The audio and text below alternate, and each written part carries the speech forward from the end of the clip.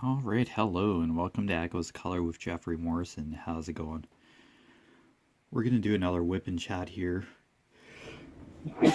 after I sneeze with the Colors of Life by Chuck Pinson. 80 centimeters by 60 centimeters or 31.5 inches by 23.6 inches. 52 colors, including one AB, which stands for Aurora Borealis. And they're an iridescent coated type of drill that sparkles a little brighter than that of regular drills. Alright, we were on a shade of orange the last time we were hanging out, so it was a 3853. Yeah, this is a square drill, and it is a Dreamer Designs canvas. However, it's no longer available through Dreamer Designs. So I'll leave a note in the description that should probably go check out the Diamond Art Club website or app for a similar version of this canvas. The licensing had expired for the Dreamer Designs canvas version of this. So this is an older canvas. I got it a while ago, so that's why I have the previous version. It's just been sitting in my stash for a bit. I have quite a backlog, so yeah. Okay, 3853. We're looking for a number 9 symbol. See an S and right angled triangle, but 9s, huh? Oh, okay. I'm seeing a cluster over here. You'll probably see my hand a lot because of the camera angle, so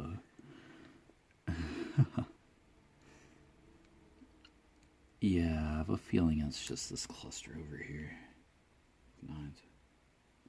Okay. Alright, hopefully your crafting and other endeavors are going well. I usually do work on Saturdays, but I just have this Saturday off because I thought I was going to be on a different shift for my full-time job, but I got switched, so. And I have to let my part-time employer know when I'm available so I can get scheduled appropriately. My nose is running today. Just a second. Okay, I'll just be a brief pause for everybody else, but yeah, a couple minutes for me. Yeah.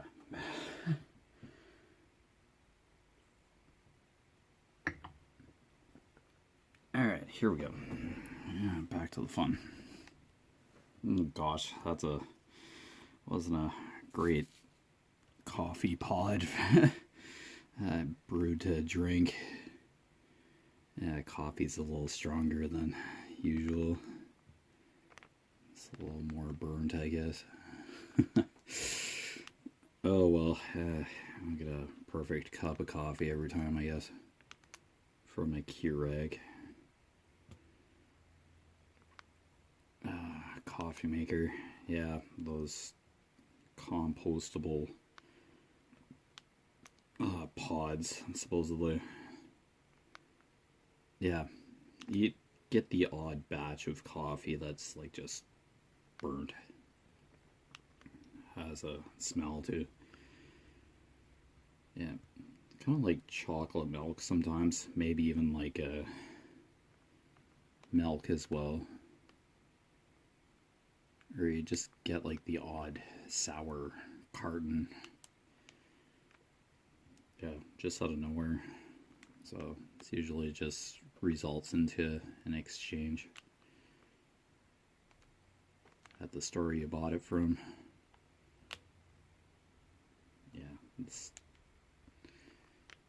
Yeah, if you end up with like a sour milk, it's not going to be great to drink. It's not guaranteed that it's not going to taste very good. And yeah, it's probably not very healthy to ingest even if it's been pasteurized, but just the odd time. Just kind of a couple of cartons in a batch that just goes sour for some reason. Probably prolonged exposure to warm temperatures or something in the pasteurization process just didn't work, or was the end of the batch or some, yeah, various factors. Just probably not recommended to drink sour milk or cream. Just not very comfortable, I'd imagine. Digestive wood.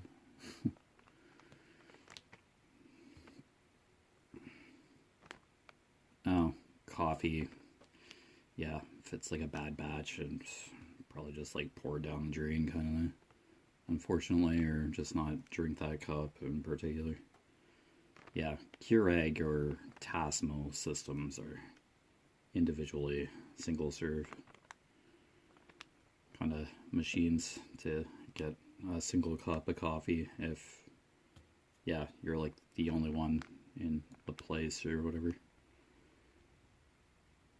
Or if you drink coffee but not 2 or 3 cups, one right after the other, or it's just a couple people. So yeah, we just went for the individual brew avenue for coffee because it's just my dad and I that drink coffee. So my mom drinks tea. Well, my dad drinks steep tea as well. Loose leaf steep tea.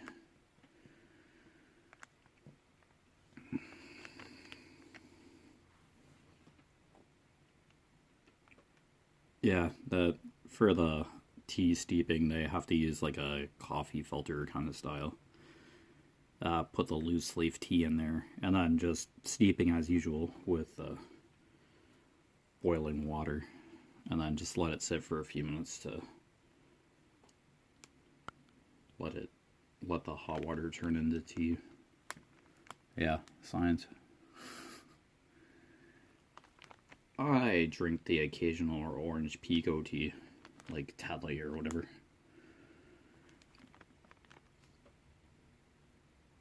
Yeah, at work, if I'm on like midnight shift, I don't drink coffee on an evening shift or midnight shift, so I usually go for tea, and then still put cream and sugar in it. It's pretend like it's coffee.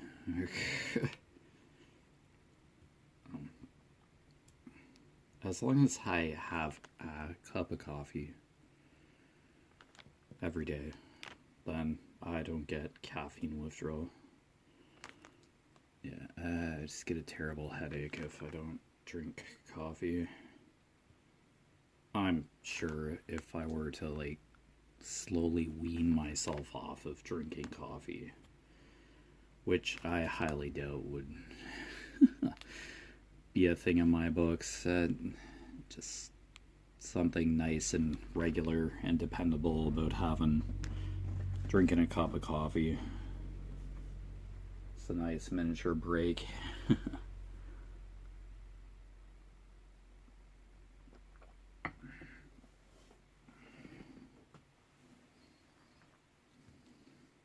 In the day.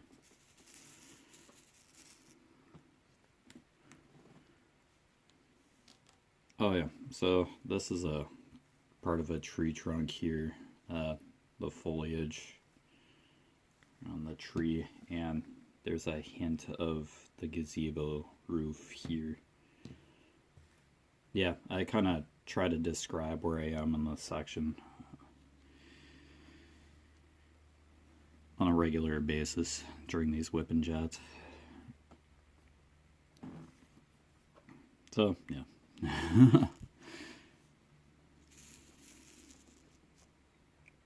Yeah, it is at the start. Once I mention the name of the canvas, I do post a picture for a few seconds there in the video as an overlay, and then that's really all you see of the complete picture of the canvas, what it looks like. So yeah, there's no, oh, there is a full,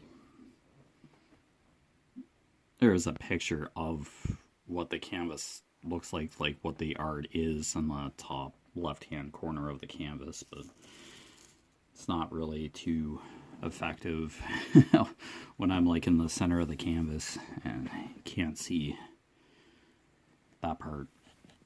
Oops. Yeah, I'm gonna try and sneak around the camera there for a second. Yeah, just kind of position my arm a little differently so you're not seeing my hand just for like half an hour. Yeah, I'm adaptable. This canvas is clipped to a drafting table, which I do have on an angle, slightly lifted. So yeah, and it's just basically a very flimsy kind of cell phone holder. It's just basically a flexible wire with a clip on the end. It's, yeah, just to keep the camera still somewhat. I always manage to bump the camera. It doesn't take much ever.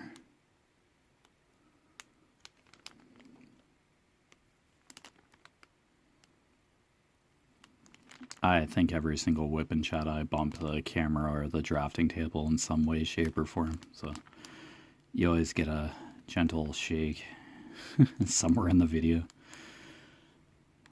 somewhere in the recording.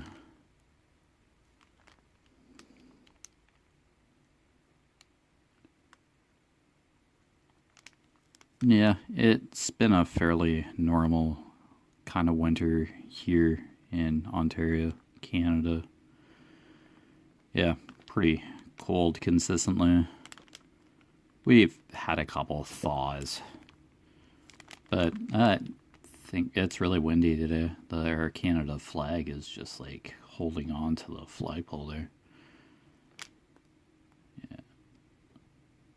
Yeah, it's clinging to the flagpole and getting blasted with a good stream of wind. Yep. We go through a few Canada flags a year. Flags get a really good workout on the flagpole outdoors.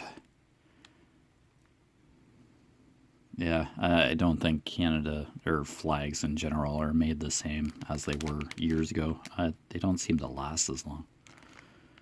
But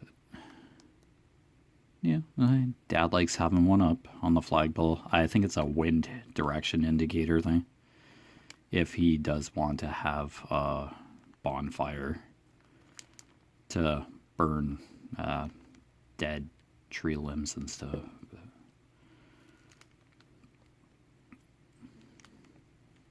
Yeah, we're outside of town, just surrounded by farmers' fields. It can be a wind tunnel at times, like today.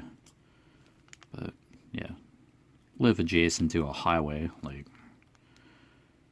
go out of the driveway and you're on a highway.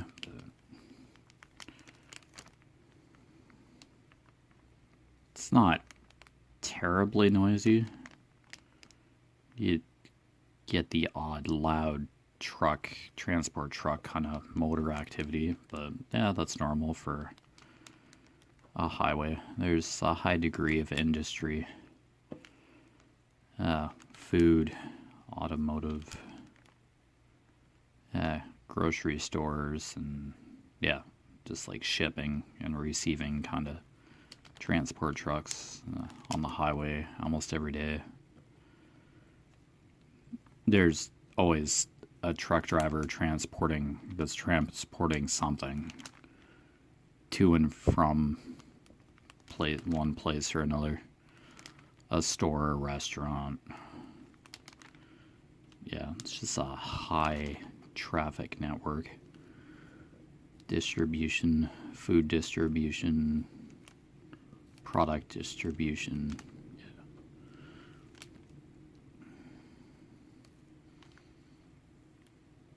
Oh yeah, and there are probably truck drivers coming in from the U.S. and stuff on a daily basis as well, importing and exporting goods across the border on a regular basis. So yeah, logistics and just general function. I'm sure in the US and other places it's just like a huge transportation network as well. Yeah, 50 states in the US. Yeah, there's going to be logistical distribution of products and stuff across the 50 states. It's 50 states, right? Yeah, 50. Yeah. Me being able to name them all, I almost need like a visual placemat at the dining room table to like slowly learn all the states and their locations in the US. It took geography years ago, but oh. Yeah, geography really wasn't one of my best subjects.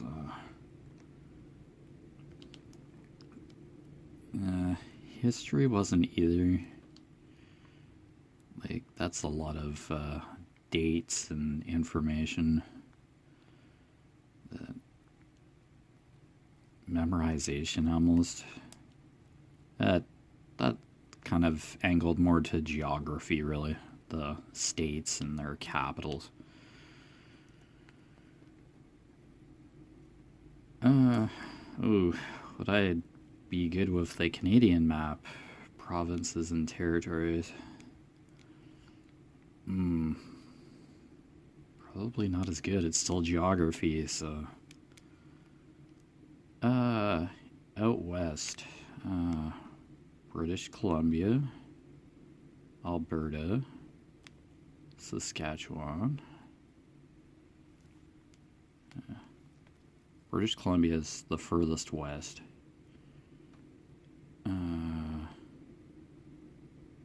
British Columbia, Alberta, Saskatchewan, Nunavut, or the Northwest Territories above all that.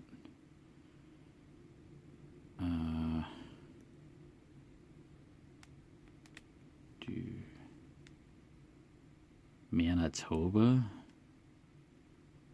Yeah, that's in Alberta. Is that a territory? Manitoba? Ontario. Prince Edward Island, Newfoundland, and Labrador. Yeah, I think Manitoba is a province. Territory. Yikes. Oh, man. You know, I'm pretty bad with, I live in Canada, but I'm bad with geography.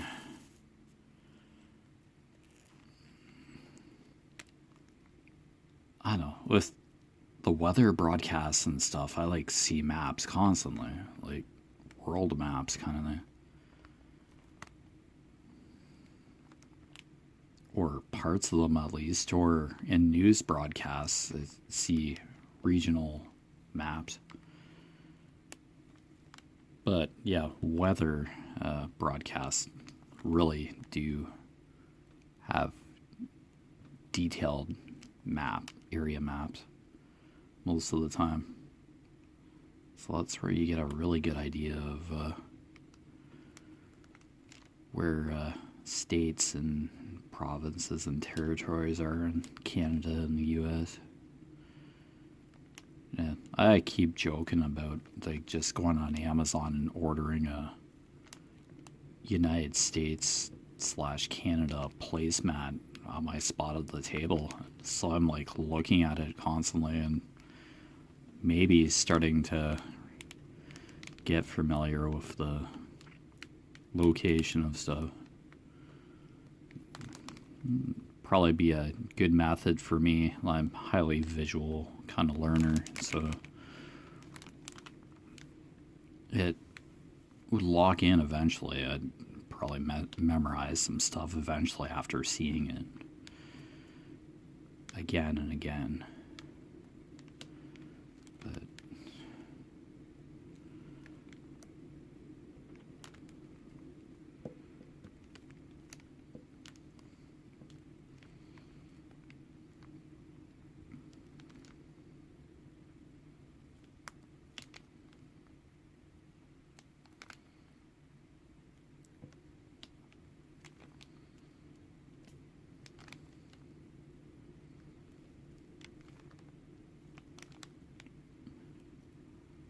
yeah, I didn't do so good with biology or chemistry either, 'cause those are kind of, yeah, it's kind of memorization and a bit of math too, or a major component of math. Chemistry especially, or just chemical symbols and periodic table stuff. Yeah. English was probably my best subject. But yeah, that kind of depended on the teachers too. And probably didn't have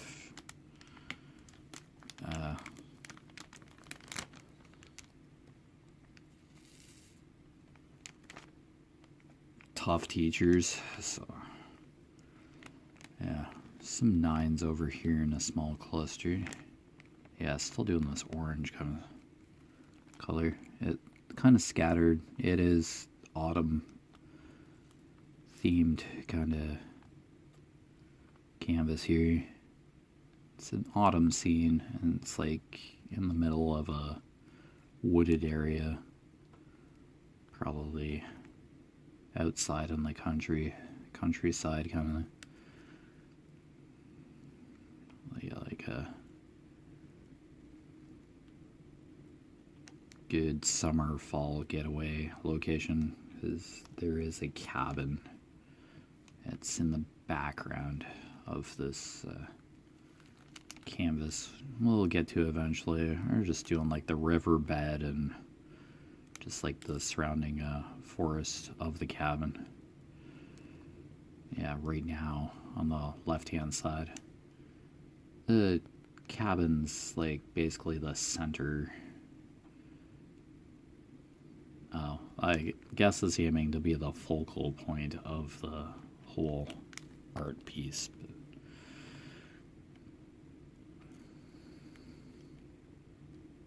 yeah, I'd imagine. Yeah, I guess. It's strange how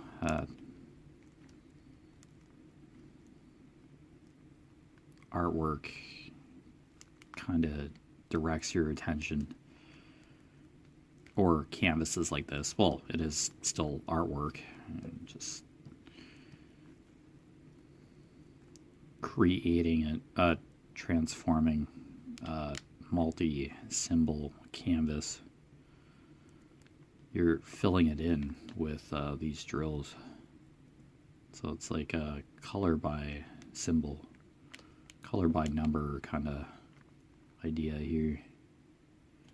Just following the symbols, and you're creating a picture, mosaic kind of picture. I think that's one analogy of diamond painting.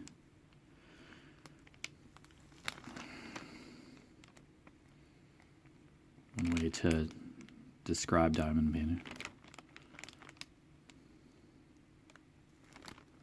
Yeah, because drills can be called diamonds as well. I call them drills, but I think diamond painting is like derived from, yeah, the drills.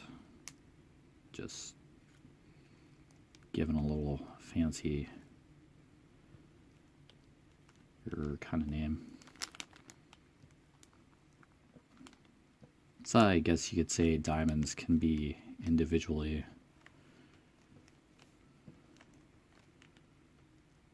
an individual entity, but usually found in various numbers. It's represented in like jewelry, etc. Like physical, multifaceted diamonds. You usually get more than one diamond in a fitted into a ring or mounted to like the framework of a ring, a wedding band, etc. So yeah, diamond painting could also come from like the faceted surface, which the end of the diamond painting pen grabs onto the drill, like just now. Yeah, the faceted end is textured so that you can use your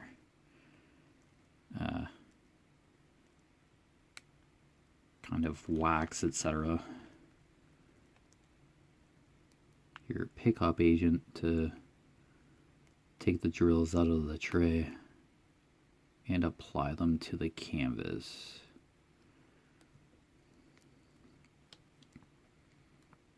Apply and position. So there's pink wax in the end of this pen chamber, diamond painting pen chamber, to pick up the drills which I poured into the tray here.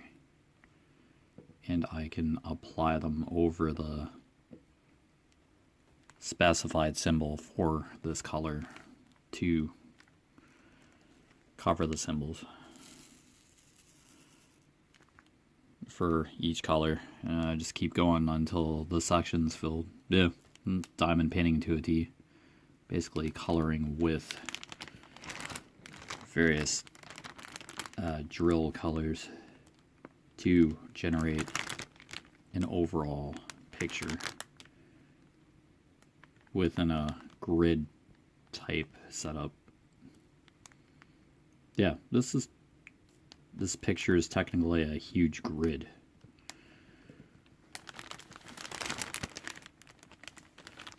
Which, yeah, was kind of mapped out to form the image that you see. So, yeah, basically coloring a graph, really, to be realistic, and my arm's like sticking to the cover paper. Now, the symbols are printed onto the canvas in a grid fashion to form the picture, and then adhesive is placed over the grid, over the selected pasting area, for you to be able to apply the drills like I am doing now. And mentioning the fact that my arm was sticking to the cover page protects the uncovered adhesive or exposed adhesive from dust and hair, etc., while you're not working on the canvas, because you put the cover sheet back over your project as you're going, if you're not working on it. And then you pull it off to the side when you are working on it. And then these are cover minders, which hold the cover page back for you while you're working on the canvas. So prevent the cover page from coming back over. Yeah, it's just plastic, just thin plastic. It just protects your project as you're going. But yeah, you've been watching Echoes of Color with Jeffery Morrison. Down below in the description, I just basically mentioned that this canvas is not available through Dreamer Designs anymore. As I said near the start, check out the Diamond Art Club or app or website. Yeah, I worded a little better, I think, in the description, for a similar version of this canvas, if you like it. I think it's a different size, and there are a few more colors possibly. So, but other than that, hopefully your crafting endeavors are going well in all your projects. And I will see you sometime again soon. Take care. Bye.